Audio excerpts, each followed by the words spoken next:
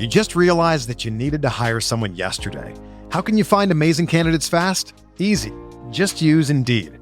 When it comes to hiring, Indeed is all you need. Stop struggling to get your job posts seen on other job sites. Indeed sponsored jobs help you stand out and hire fast. With sponsored jobs, your post jumps to the top of the page for your relevant candidates so you can reach the people that you want faster. And it makes a huge difference. According to Indeed data, sponsored jobs posted directly on Indeed have 45% more applications than non-sponsored jobs. Plus, with Indeed sponsored jobs, there's no monthly subscriptions, no long-term contracts, and you only pay for results. How fast is Indeed? Well, in the minute I've been talking to you, 23 hires were made on Indeed, according to Indeed data worldwide. There's no need to wait any longer. Speed up your hiring right now with Indeed. And listeners of this show will get a $75 sponsored job credit to get your jobs more visibility at Indeed.com/BWN. Just go to Indeed.com/BWN right now and support our show by saying that you heard about Indeed on this podcast. Indeed.com/BWN. Terms and conditions apply. Hiring? Indeed is all you need. For over a century, Johnny Walker has shared its bold spirit with the game of golf. Now, crafted with Devereaux Golf, Johnny Walker introduces the Johnny Walker Blue Label-inspired Sunday Golf Bag, elevating the game with sleek design, Blue Label hues, and refined gold accents. Celebrate your hole-in-one with a premium Sunday bag crafted by Devereaux Golf. Submit proof of your achievement to JohnnyWalker.com/blue-in-1. Please drink responsibly. Hello, everyone. Just wanted to come to you before this podcast to give you a little bit of context as to what's going on here. This is a Patreon episode that we released on our Patreon yesterday. I wanted to release it on this regular feed to give you an idea of the type of stuff we're doing on our Patreon, and also because our guest was kind enough to join us, and I wanted as many people as possible to be able to listen to him. This is an episode that's not necessarily about the Phoenix Suns. It's about sports reporting in general. And we're joined by Alex Shepard, who is a writer for the New Republic and recently wrote about sports reporting in an article titled "Sports Reporting is Broken." That article touched on the Shams Charania, Kyrie Irving story, Adam Schefter, and much, much, much more. I highly recommend reading that piece and checking it out. I'm going to play it now. It's a different theme song. It's for our Patreon podcast called The Overtime Line. If you're interested in signing up for the Patreon and hearing stuff like this, sign up at patreon.com/thetimeline. Otherwise, just consider this an extra bonus episode this week. We appreciate you guys. We're going to get right to it. What a game. Going to overtime.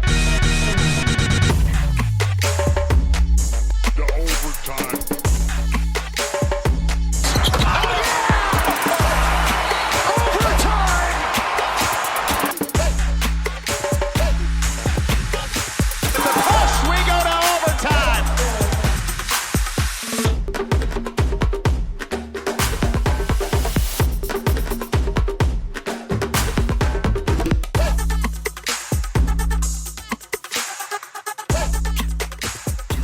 All right, Alex, thank you so much for joining us. I'm very excited to have this conversation. We were just talking before recording now. It's going to be a bit of a different conversation, I think, for Sam and I and for listeners of this podcast, but it's something that I've touched on online and I think in private in talking to people. I have talked about this a lot.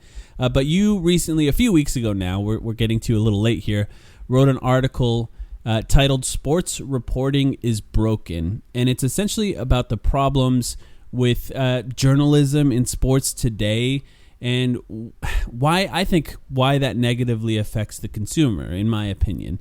But I'd like you just to sort of break down what that article was about in your mind. Yeah, I mean, I think this sort of the nut of the piece is basically this story that Shams Charania did about Kyrie Irving, where it ostensibly served a purpose, which was to inform the public of something that we didn't know about. We didn't know why Kyrie Irving wasn't getting vaccinated. And Shams came out and did this story that said, well, I've got it. I finally have the answer here. I've solved the mystery. The answer is that Kyrie Irving, has decided that he has a stance that's bigger than basketball. He wants to stand up for people who are being negatively affected by the vaccine mandate, who are losing their job, and that is why he is not getting vaccinated. And you could read this article, and almost everything in it was obviously not true. It was a sort of public relations exercise masquerading as news. But for me, it kind of summed up the problem with the sort of dominant form of sports journalism. This is really across all of the major leagues in sports, which is that it's not really about, informing people about what's happening. It's not about, explaining what people's thought processes are, even what's happening on the court or the field or whatever. It exists to serve these really narrow, like the narrow self-interest of the people involved. I think that is occasionally, as it was in the Kyrie story, the players, but I think more often than not, it's agents, it's team owners, it's team executives, and these are people, who are not feeding truthful information. They're trying to manipulate narratives. They're trying to manipulate the public into, in many cases, either getting their perspective across or saving money, dumping on players, that kind of thing.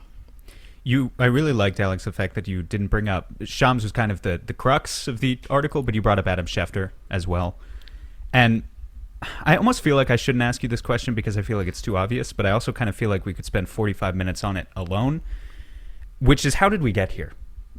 How did we get to this situation? You kind of talk about that. I really like this one excerpt when you're talking about Shams. Actually, you start here with talking about Schefter, and you say, like Sherania, he needs immediate access to powerful sources so that he can do the thing that's become his stock in trade, firing off scooplet-enriched tweets before anyone else can. It's a silly game. It hardly matters to the public that these bits of news get reported a few minutes early, but fast is the only unique ability that Sherania and Schefter bring to the job.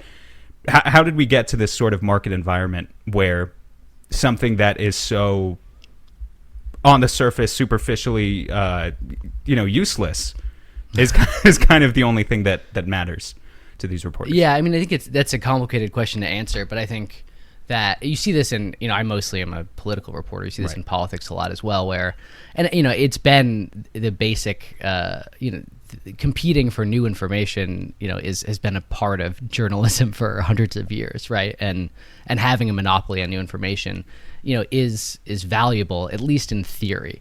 But what you've had, particularly in the social media era, is a kind of arms race among the major news outlets. So ESPN now, CBS, The Athletic, like everybody tries to have at least one of their, one guy whose job it is to like elbow their way in, to muscle their way in and get this information. We call it like winning the morning, right? Like when you've got something that nobody else does, or at least in the political sphere. And that concept, I think, is really like slowly overtaken almost everything else. So there's just this like constant churn, this constant like fighting for information, and you see it. Adrian Wojnarowski is kind of the pioneer of this, but they see themselves not necessarily.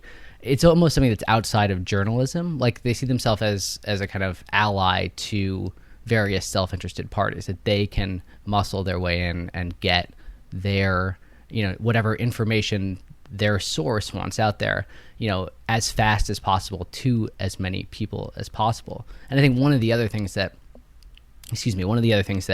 has coincided with this is this kind of weird decline of access journalism, or at least decline of access, where access has always been a huge part of these stories. And for a long time, you had a weird thing where, reporters would be on the plane. They would often cover for players, right? This was always the Michael Jordan story, right? Like the Jordan rules finally broke down this sort of these barriers around Michael Jordan. But now that access is actually, I think, sort of falling away. Players have their own social media accounts.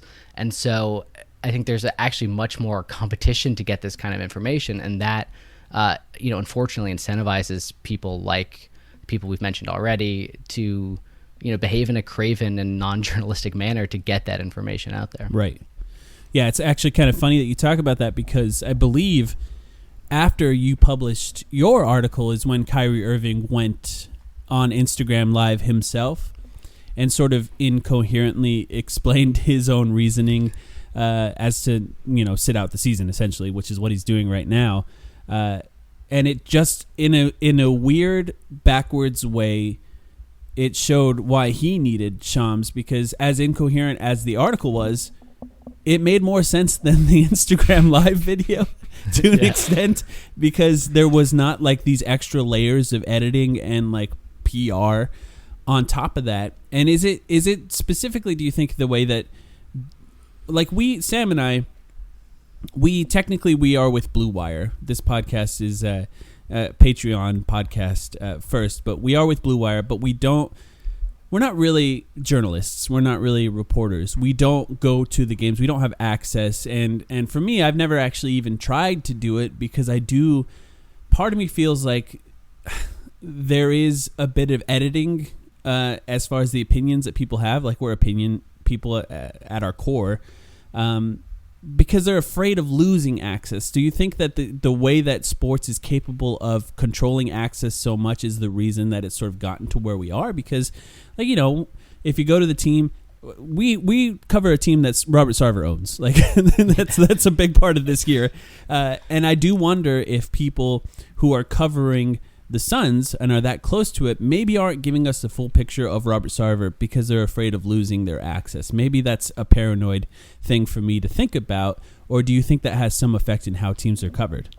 Yeah, I mean, you know, we've seen this in New York too, where people who've you know, done negative stories about the team, about Isaiah Thomas, about James Dolan, the owner, like, those people were shut out. I mean, and that's also New York, right, which has a much more, I mean, even now with the decline of the tabloids, we still have a much more sort of sharp-elbowed sports press, or at least local sports press in a lot of other places. But, you know, I think that you know, that's a fact of the business as well, is that, you know, once access becomes your stock and trade, then you're constantly worried about losing it. You're constantly having to protect those kind of avenues. And I think teams themselves have gotten very, very sort of clever about how they deploy this, you know, especially because there are so many, especially because there's so many other avenues that they can use, so they can threaten to withhold information. And, you know, for a lot of people, particularly in a smaller market, if you don't have that kind of access, then you're done. Like, if you're shut out and you work at the Philadelphia Inquirer or something, right? If you're Keith Pompey and you make, you know, the wrong person upset, this is a weird example to use, but then, you know, I think that really could negatively affect your career, especially if your goal is ultimately to move beyond the Philadelphia Inquirer or whatever. You know, and I mean, again, this is not unique to sports journalism, but what you've seen is there's a kind of battening down of the hatches, right? So anyone who isn't a sort of safe space for this kind of information, like, gets shut out immediately. So you also have this other kind of bizarre thing in which, you know, you have some reporters who are clearly in with certain agents and some reporters who are on the outs of those agents. You have some reporters who are in with certain teams. I think ordinarily you would hope that this kind of environment would sort of shake out to give you kind of a fuller and clearer picture. But instead what I find is that, you know, the thing we've sort of, I don't know if we've quite articulated it yet, but so much of what this fight is about is literally tweeting something out, you know, maybe 45 seconds before somebody else does. Mm-hmm. And that's the whole drive of this is that. And, you know, I think it doesn't do anything, right? Like, and that this is information usually, you know, when I look at, you know, I'll turn on my Woj notifications during free agency because I'm an animal, but, like, you're just like, oh, you know, Rashawn Holmes got signed to a 2-year, $10 million deal. Like, this could be a press release from the team, and yet, like, it's part of this kind of larger arms race. And I think what it ends up doing is really distorting what journalism writ large is supposed to be. Not to sort of, you know, get on my soapbox, but you're like, you know, if you think about it, it's not that complicated of business. Like, you either want to be providing new information or you want to be providing context that helps people understand what they're witnessing. And in this instance, I think the desire for new information has become so strong that it actually warps that context and often gives you an incomplete picture of you know, what you're witnessing.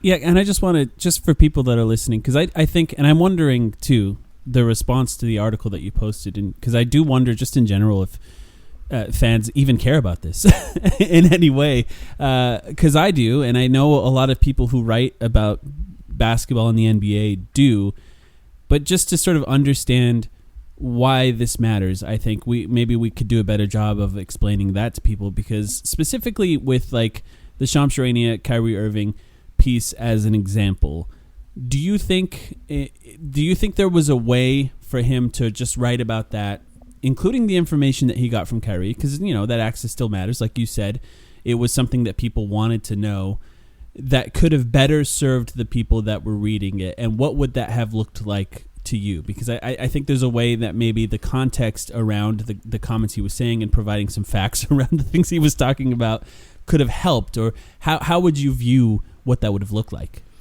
Yeah, this is something I've thought about a lot too, because I think that I think there's a more kind of jaundiced response that I got from people that was like, well, this was something that people wanted to know about and it's newsworthy and he did it, so like we should be grateful for it even if it's incomplete.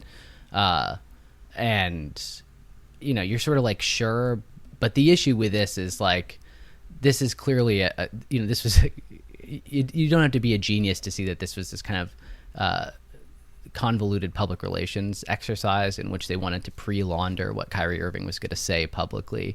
It was sort of a trial balloon also to see what the response was going to be. I mean, I think that the way to do it still, one, you would want to actually talk to Kyrie. One thing we haven't mentioned about that story is that it technically, we had sources close to Kyrie, and I've been in situations reporting where you're working on something that is big enough and you've got a direct source who doesn't want, who wants it to be a source close to the governor or whatever. And that's a complicated situation on a kind of ethical standpoint. Personally, it's not something that I do. But in this instance, I think what you would want to do is have a story that, maybe it does include Kyrie's claim that he is standing up for the voiceless people who are dealing with these mandates, but you would also want to include a few pieces of context, right? So in that article, Shams is saying, he keeps saying again and again that Kyrie sees this as being bigger than basketball. He's on this noble quest to do whatever. The context that's missing there, first of all, is that the vaccine has existed since last December, right? People have been getting shots who are younger than 65 since, let's say, late March. These mandates themselves, to the extent that they exist at all, and are mostly private. The federal mandates are only just coming into effect. State mandates here in New York are only coming into effect next month. You've affected very few people. The timeline here doesn't add up. Kyrie's own vaccine hesitancy doesn't match with his purported explanation for why he's not getting it. And two, overlooked in all of this, he kept. There's another thing too. He says, "Oh, Kyrie's not anti-science. He's not anti-vaccine. He just is against this vaccine." Right. That was egregious. It was an egregious. Yes.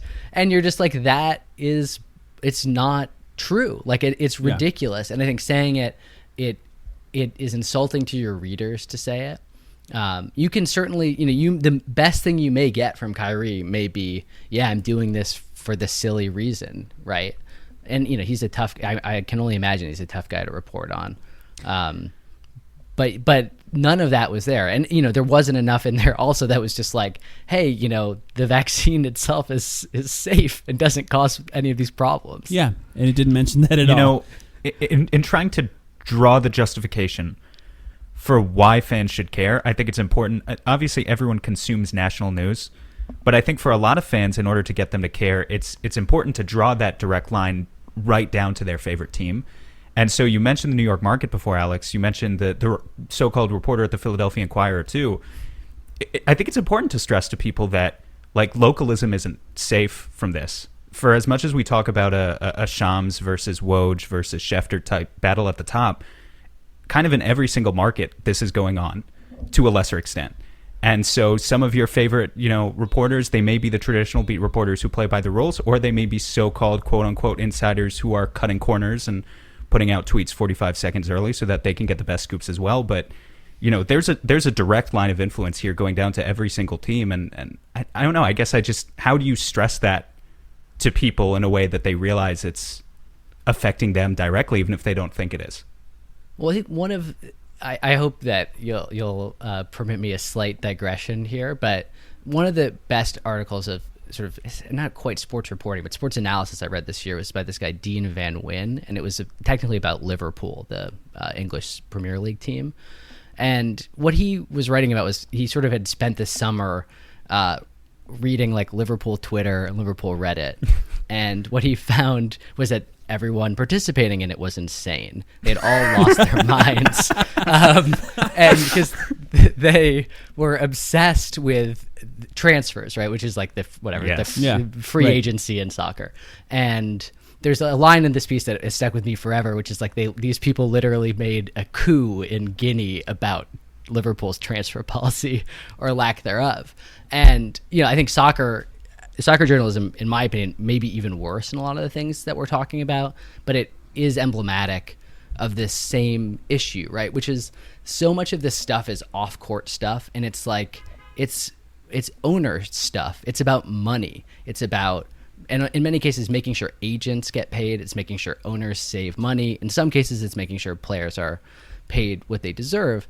But this obsessive focus on these kind of very minute roster changes, on free agency, on this kind of like Game of Thrones style backroom wheeling and dealing, particularly I think, the idea of free agency rumors and trade rumors, which almost always are just, thrown out there by agents for self-justifying reasons. They've actually warped people's ability to understand, to not understand, but to actually connect with the sport itself in a way that I think is really, for me at least, is really unsettling. And there was a thing, I think Roy Smith wrote about the article I was mentioning earlier, that Roy Smith's the Times soccer reporter, but he said something where he's like, there's this phenomenon in which the actual soccer is seen as an audition for the real business, which is transfers. Yeah. Like that what we have is this inverted world of sports journalism in which the sport, the point of the whole thing, has somehow become tertiary. And instead what we're talking about all the time is money. And the people who end up benefiting when we're talking all the time about money, they aren't the players, they aren't the fans, like they aren't the communities that any of these people live in. They're agents and they're owners, and that's it. Listen, life's all about leveling up. Whether you're handling business on the field or kicking it in your zone, you like to celebrate with cigars that match the moment. That's why you should link up with Famous Cigars to bring you a wild deal. Right now, you can grab 8 premium cigars for just $8. You heard that right. 8 top-rated cigars at $1 a stick. Top quality brands like Oliva, Romeo y Julieta, and Davidoff. Hand-picked just for you and worth over $80. Hit up famouscigars.com/cam and lock in this exclusive deal. While you're there, check out their insane selection of premium cigars, all shipped fresh and fast from their massive 20,000 square foot humidor. That's half a football field. Famous Cigars has been in the game since 1939 and still family owned. So celebrate every win with the folks at Famous. 8 cigars for $8. famouscigars.com/cam. Let's be honest. Shopping, not my thing. I go to the store, there's a lot of people that, it's just not my thing. It's not football, all right? I spend way too long scrolling websites just looking for something simple like a nice pair of jeans, and I'm either overwhelmed by all the choices or can't find anything my style and end up with stuff that doesn't fit and doesn't work. That's why I use Stitch Fix. You just take a quick style quiz, share your size, your vibe, and your budget, and boom, you're matched with a real human, stylists who handle the rest. They take care of the work for you. They send you a fix box with clothes that actually fit and make sense for your life, work, weekends, whatever. It saves you time. You look great, and you don't even have to think about it. That's the best part. It's no risk, all style. Try it all on in the comfort of your home. Keep what works, send back the rest. Free shipping and returns, always, and no subscription required. Plus, get a free try-on for your first fix. Get started today at stitchfix.com/podcast to get $20 off your first order, and they'll waive your styling fee. That's stitchfix.com/podcast. I think of Zach Lowe, who says the same thing all the time. Arguably the best mainstream basketball analyst, someone who's really accomplished a lot in terms of bringing it to a mainstream level and not completely selling out his ability to analyze the game. But he talks on his podcast all the time. Free agency, hottest time of the year.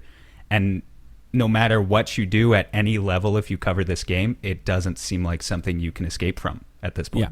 Well, and even Sam, so just as an example, a basketball example to bring this into our fans' minds here, you cannot hear someone with a national platform talk about the New Orleans Pelicans. They don't talk about basketball anymore.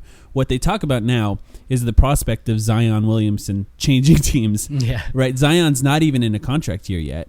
They've brought up the possibility of him potentially accepting this qualifying offer, which is still over a year away, right? And it's just this whole market around the idea of him changing teams that is now secondary to the actual sport and the basketball around it.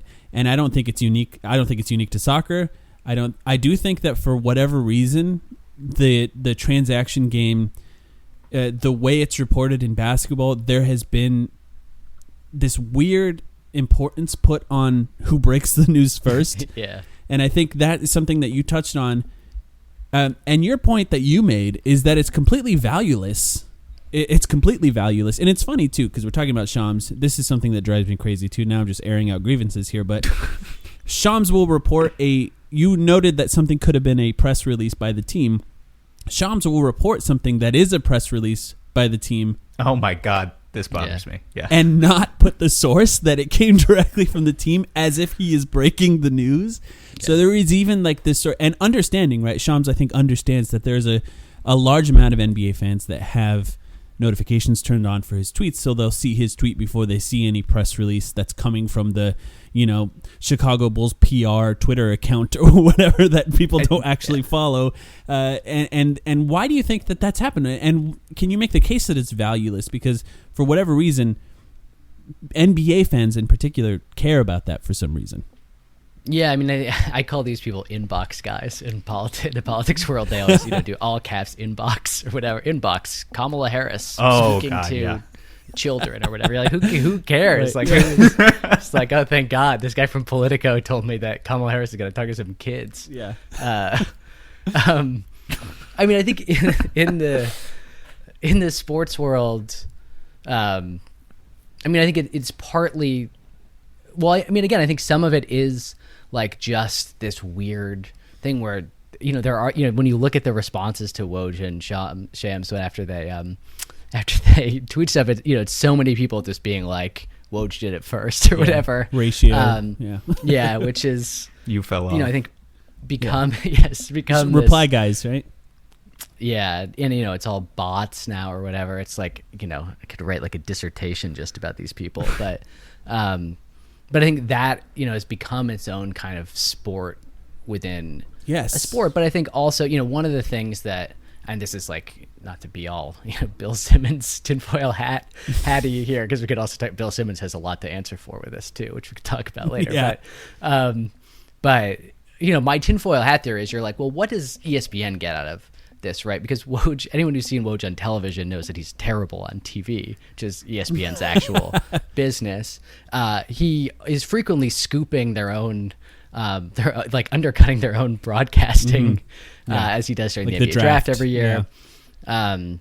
And what's the benefit? But I think the benefit is actually that they are conditioning their viewers to care extensively about this kind of transaction, right? Because when you turn on ESPN most of the day, it's not like people are talking about breaking down tape or whatever.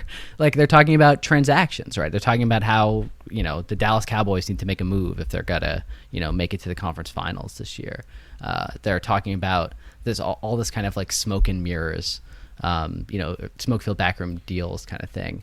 And I think that the purpose that they serve is conditioning people to say like what I actually care about is knowing that the Toronto Raptors traded for DeLon Wright or whatever, and I know 35 seconds before I would find it somewhere else.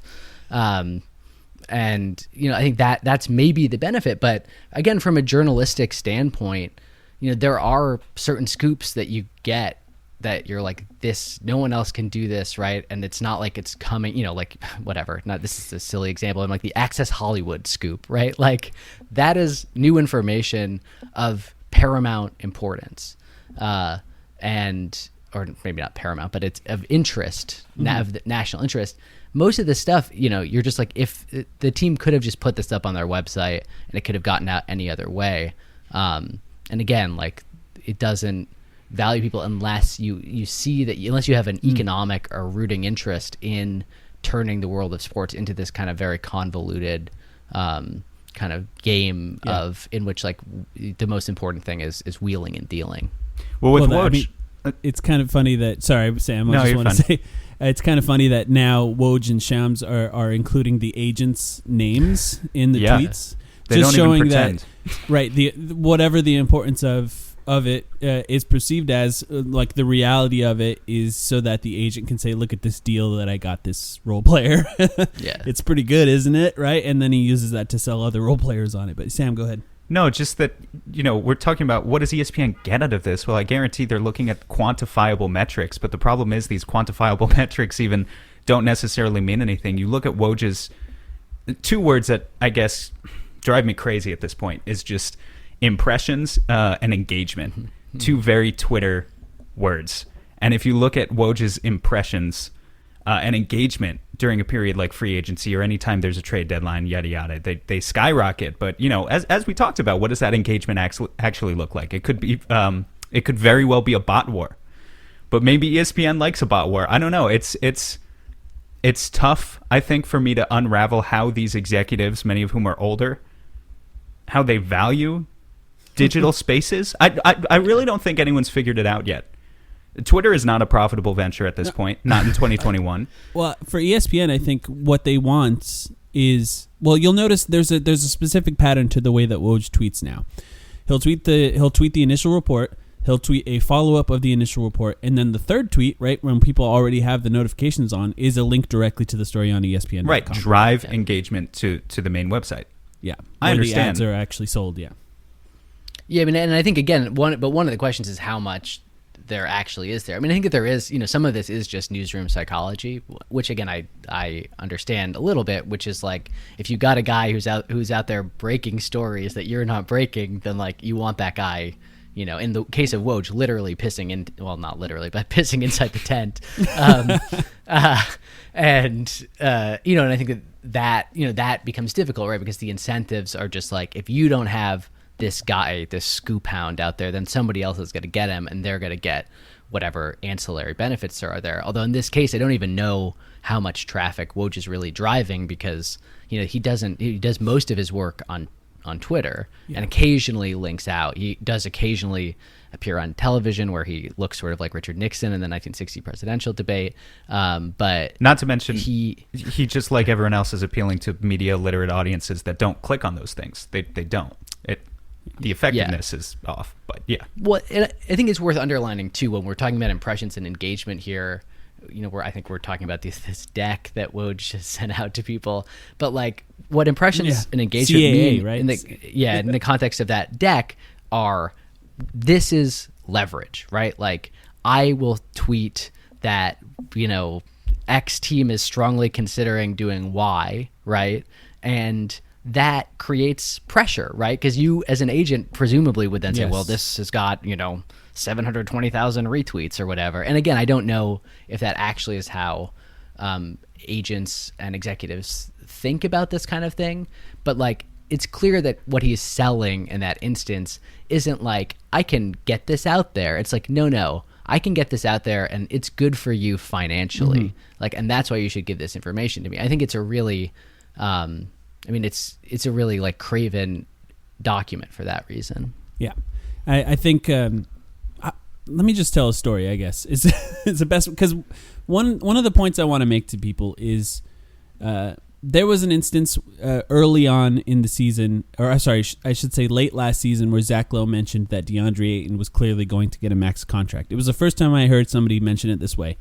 And I thought it was interesting. I thought it was fascinating. And he held that line throughout the offseason. And my first thought was, what are the other Bill Duffy clients that Zach Lowe has talked about? And this is, I think, one of the issues with the way that things are happening with sports media in general, is now I'm hearing analysis by someone who should be an analyst at his core and questioning whether or not it's information that's coming from an agent.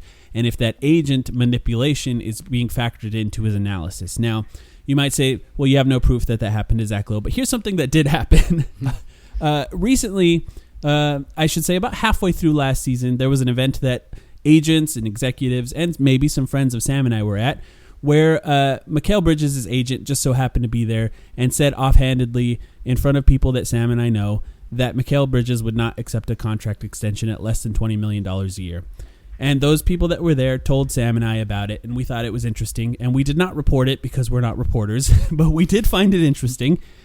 A few weeks later on the Zach Lowe podcast, he mentioned that Mikal Bridges likely wouldn't accept an extension for less than $20 million. Yeah. Now, that technically was something that he said, just like his impression of that was that, but he was there. We know that Zach Lowe was there. So essentially, this information is now sort of being funneled through Zach Lowe as analysis. But what people don't know, the missing piece of that, was that's something that Mikal Bridges' agent said in front of Zach Lowe. So there's this weird element of me questioning whether or not this analysis is real and whether or not it's sort of agent-funded press releases, essentially. And I guess that's kind of the point that you were trying to make with the article. And I assume this happens very, very, very often in sports media in general, right? Yeah, I mean, I think that's, you're basically like, I mean, and this is true in all media, right? And I get there's a lot of times where I'll be offered an exclusive on something, and the question that you have to ask yourself is, well, what does the person who's giving this to me want, right? Yeah. And I think that and again, I'm not a scoop driven reporter. Like I write mostly daily. I do mostly analysis. I like getting scoops when I can get them, but I think it's not. And I think maybe if that was the sort of definitional part of my job, I might have a slightly different answer here. But I do think that one of the things that's missing with a lot of this, because you have this warped relationship, right? Where, Zach Lowe in this instance, who again is, I mean, not to beat up on him because I think he actually is the sort of counter example to a lot of what we're talking about here. Yeah.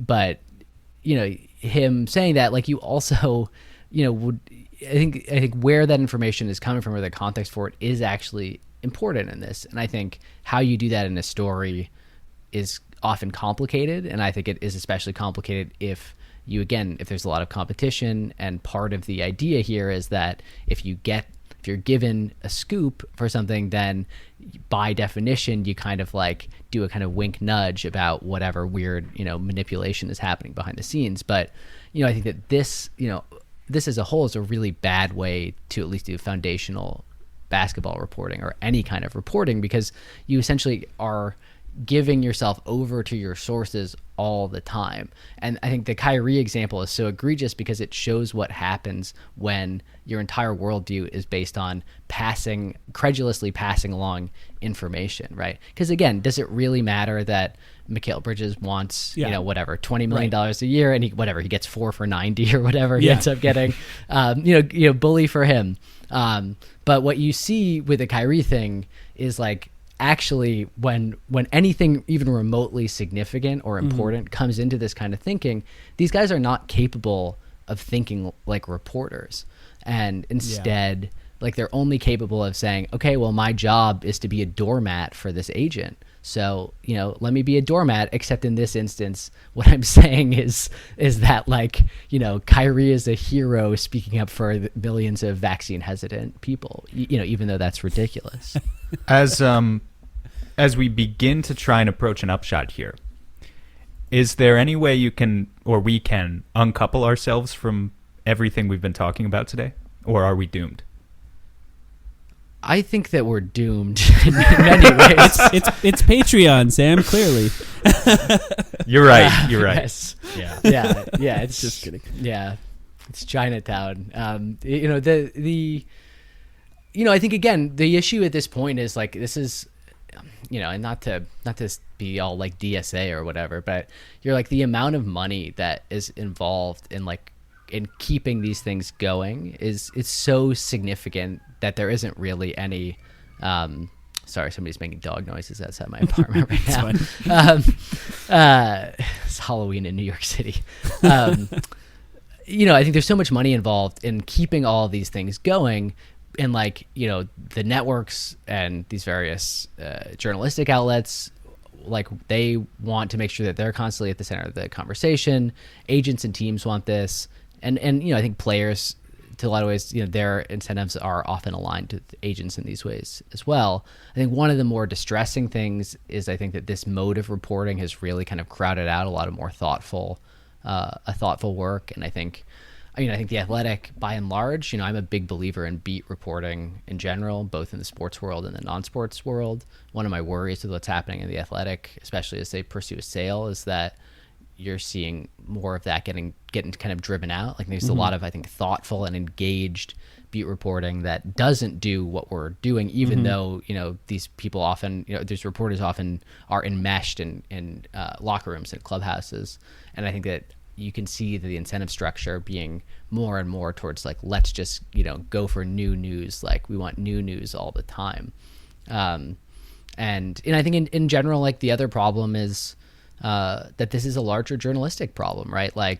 This is another one of my ridiculous leaps, but there's something as well here when you're I covered I wasn't there, but I was writing about the fall of Kabul, right? And there's all of this attention, obsessive attention in late August being paid to the fall of Kabul because it's new. It looks like Saigon, right? Afghanistan's been this quagmire forever, and suddenly stuff is happening there for the first time. And you get 3 weeks of wall-to-wall coverage because it's new. We need new information. We need shots of the airport. And then it just goes back to being a quagmire, and nobody talks about it. But if you talk to people who are in Afghanistan, you talk to people who know about Afghanistan, there are things that have been happening there that continue to happen there that have happened there for 20 years.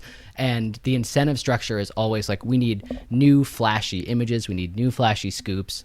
And what gets lost with that are, I think, really important stories about what's actually happening places. And unfortunately, our entire media structure is not built to give people that kind of information. Yeah, I think we saw sort of the tide of COVID coverage just sort of wax and wane, and just sort of how that built up to this massive fervor. And then, even as cases grew and the media coverage did not necessarily grow with it as well, and just people just get tired of certain types of stories. I do think there's a side of this where what is sometimes missing is reporters writing about stories that say owners of teams don't want people to hear about. And that's something that is about to happen. Now, we're recording this just so people are aware on the 29th of October. The story that has been reported on, scooped, if you will, about Robert Sarver has not yet been released as of the time of this record. You may be listening to this and it could be out there, assuming it's released. We don't really know what this story is going to be, Alex. Jordan Schultz sort of gave us an idea of it. It sounds like real journalism, right? We can kind of look at this and say, this actually sounds like real journalism. There's people on the record potentially talking about things that have happened with Robert Sarver, including racism, sexism, sexual harassment within the organization. There's people that are off the record, but they have purportedly interviewed up to 50 people for this story. And I guess this is a way of me saying maybe it's not all broken. There's just elements of it that are. And do you have any thoughts when you saw, first of all, I thought it was interesting that it was scooped the way it was. The story has yet to come out. What are your thoughts on this specific story and how it was scooped? Yeah, there's also the Phoenix Suns themselves, I think, have given us an idea of what the story is about by sending out a number of, or maybe it was the Phoenix Mercury that sent out a number of statements saying, both, saying, James Jones says Robert Sarver doesn't have a racist bone in his body. My Robert Sarver doesn't have a racist bone in his body T-shirt is asking a lot of questions already answered by the shirt. I think that this is the kind of thing that you want. I think one of the other real deficiencies in sports journalism that you've seen over the last 4 years, 5 years is an unwillingness to talk about off-court stuff. and I think maybe an overwillingness to talk about kind of, as we've been talking about tangential financial stuff. So issues involving sexism, sexual harassment in clubhouses, I think also like racism as well. I think there's been, a squeamishness among sports reporters, in part because of this idea of like that you have to stick to sports all the time, that if you even deign to like put a foot over the line, then you're joining whatever the unwashed hordes at Defector Media or something. And I think that we are really seeing that break down a lot. I think it shouldn't have taken this. Like I think particularly in baseball, I think having more female reporters in the clubhouse has made a big difference. But again, that shouldn't be the standard. It's a tough story to talk about because we don't really know what it is. But what I think we can suspect is that within people who have worked within the Phoenix Suns organization, that this has been an open secret, right? Presumably, we would expect that reporters involved would have known it as well. And like, again, the people who own these teams, we saw this with the Donald Sterling thing. I guess not to bring my own baggage into this. James Dolan still owns the New York Knicks, but I think that there are only 32 owners, and like the commissioner's job is to protect those 32 owners. Like that's their number one job. And I think you see the kind of the way that power works in these in all of these leagues. Like whenever stories start to threaten the owners, and I think that this is. I think it's going to be a real test of that. Again, we don't know the details of the piece, at least as of this date. Maybe it comes out by the time you hear this, but I think the fact that it was scooped in the way it was says something about the whole process related to what we're saying. And I don't know if you saw that exact original tweet from Jordan Schultz, Alex, but it was very much like this, here we're talking about what's supposed to be purportedly a serious piece of journalism involving many, many interviews taking place over many, many months. And you have a tweet that comes out and says, basically is editorializing the story before it comes out and says this is going to be a big story. He literally says Robert Sarver may have to sell the team, kind of giving a reaction before we have the details. So I think that right there says, and that tweet was seen by how many millions of people. Jordan's dad was a former owner of the Seattle Supersonics. Yes, he was also a failed presidential candidate, Howard Schultz. Starbucks guy, Yeah. I briefly had to cover that campaign. It was one of the worst assignments I've had in my entire life. Howard Schultz is terrible. Yeah. But I think, with that, you're just like, what? Well, first of all, that's rat behavior, and I don't like it. Like, I don't understand what purpose this serves other than, again, creating a kind of runway for Phoenix to preempt it, right? I mean, I think the one thing that we probably do know about this story is that it's not going to be an ESPN, because that's ostensibly where Jordan Schultz works, right? Oh no, he's wait. Or see some or see. Oh, you're right. He was with ESPN. He was with ESPN. Right. No, this will be going out on every ESPN channel. This is an ESPN investigation. Yeah. So then, excuse me. Then So in that case, you're just like, this is a guy who, I mean, again, maybe you hear it through the grapevine, the way that I sometimes hear about stories that are coming out at other organizations, but like, I mean, one, it doesn't do a reporter any good, because again, what you're also doing is you're chumming the water, right? So this also allows, the Jordan Schultz tweet is an invitation for any other reporter, particularly one more credulous than the ones that are working on this investigation, to go and like get the Phoenix Suns version of events out there to preempt whatever this is. And I think that again, like, that shows, I think, how these incentives are misaligned, because there just are always people who are willing to carry water for rich people who don't care about them at all. I think that's a great place to stop. Personally, I was thinking about specifically people in our Patreon might be interested in working in sports media, and there's like a cynical side of me that's like, just trade access. Like, you could actually be pretty successful if you just sort of give up the idea of having opinions and and just sort of be that sort of mouthpiece, that megaphone for agencies or teams, and you could actually be successful if you understand that's the game. But Alex, do you think there's any hope for people trying to get into it? I know you said that maybe we're doomed, but do you think there's a way for people trying to get into it that could avoid that and be successful? Yes, love in the time of climate change. No, I think that there is hope. I mean, there, hope amid the rubble. But I think, look, the larger structures are built against, I think, doing more interesting stuff. And I think unfortunately, a lot of the larger players, ESPN in particular, but also, my worry is that the Athletic is moving this way as it pursues a sale. Mm-hmm. I think it's not great, but at the same time, I do think that there are a lot of people who are doing very engaging and interesting work. I think particularly within the frame of a beat. And I think that doing beat reporting is actually one of the most valuable things you can do as a reporter, either, whether it's in sports or politics or something else, both, I think, to hone your skills, but also because it gives you, at least theoretically, a degree of expertise, some of which comes with access that you are not capable of getting. I'm more or less a general assignment national political reporter, right? So I kind of parachute in to places all over the country and I say JD Vance, what's he about or whatever. But when I go to those places, the people I usually want to talk to are people who are reporting, right?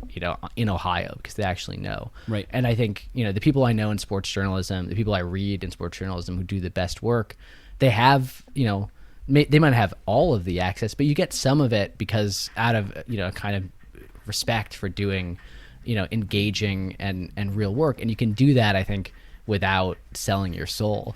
But I think one of the really discouraging things is if you do want to be a huge star in this business, there are some, Mina Kimes maybe is an exception. Mm-hmm. A few, Zach Lowe is an exception, but a lot of the people who are big stars do it by becoming doormats for powerful interests. Yep. Yeah, I think just to sort of bring that to a local level for the Suns listeners here, if once this Robert Sarver story does break, someone like Kellen Olson, who covers the Suns beat, has access to the team, will have some of the most interesting takes on that story because of his access and because his familiarity with the team, his understanding of the players, his understanding of the staff that works there now and the staff that worked there in the past. And that's the value that comes with the beat. Maybe the day-to-day beat is less interesting to a huge audience, but when a major news story breaks like this, no one will have the kind of insight that those beat reporters have because of, like you said, access and familiarity. But Alex, thank you so much for joining us. I think this has been a fascinating conversation. I know you normally write about politics. This was sort of outside of your normal realm of what you cover. I know you write for the New Republic. You have a podcast called Mr. Difficult Podcast as well. Is there anything else that you would like to plug? No, I think you've covered all the major bases, but yeah, thank you. I appreciate you, Alex. Appreciate it, Alex. Thank you.